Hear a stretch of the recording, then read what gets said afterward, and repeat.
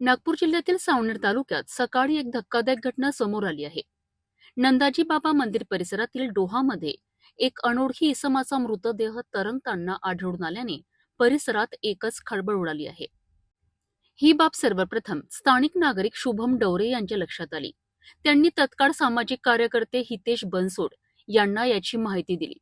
माहिती मिळताच हितेश बनसोड यांनी लगेच सावनेर पोलीस स्टेशनचे पोलीस निरीक्षक उमेश पाटील यांना संपर्क करून या घटनेची माहिती दिली.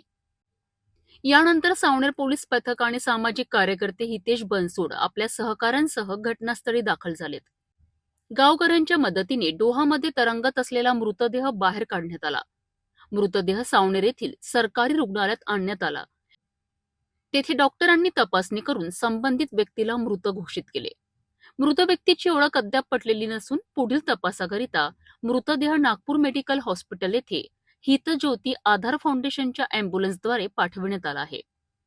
हा मृतदेह इथे कसा आला, तो अपघात आहे की अन्य काही कारण आहे, याचा तपास सावनेर पोलीस निरीक्षक उमेश पाटील यांच्या मार्गदर्शनाखाली सुरू आहे.